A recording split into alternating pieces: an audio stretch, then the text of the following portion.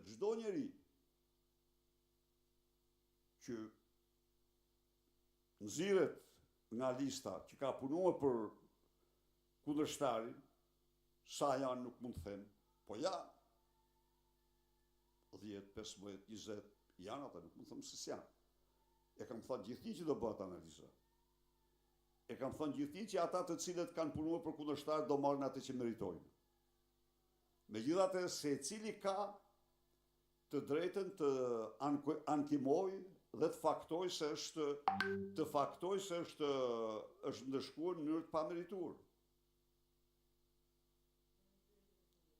Ndërkohë që Partia Socialiste vijon me takimet e saj dhe ka filluar mobilizimin për zgjedhjet e ardhshme vendore, cila është strategjia juaj përballë pushtetit e Edi Ramës? Do vijoni vetëm me protesta apo keni një strategji e cila nis edhe me një punë në për qendrat e tjera për të maksimizuar votat në zgjedhjet e ardhshme? Strategjia jonë është largimi i Edi Ramës nga pushteti. Si kryetari i organizatës më të rrezikshme kriminale që ka qeverisur Shqipërinë.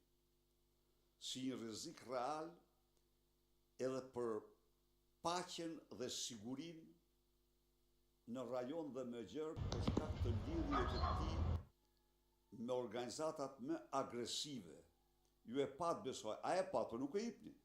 Ku mund ta jepni ju? A e pat ju emisionin e fundit të Rai 3? Çfarë thoshte? Mafia shqiptare më rrezikshme në Europë.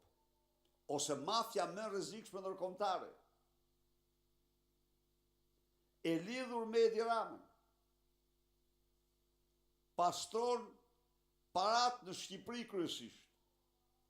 Përdor Shqipërinë si platformë për të shpërnda krimin në katër anë.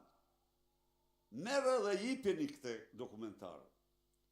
Jipeni në mënyrë që të kuptojnë shqiptarët se cili është imazhi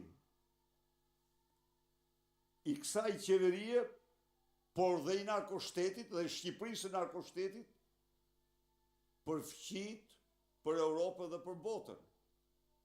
Se ti jesh rrezik për sigurinë, je rreziku më i keq. Pra, kjo është strategjia jonë. Dhe ne vazhdojmë të palkundur në këtë strategji. Po, urdhë. Pyetje tjetër? Mirë, faleminderit.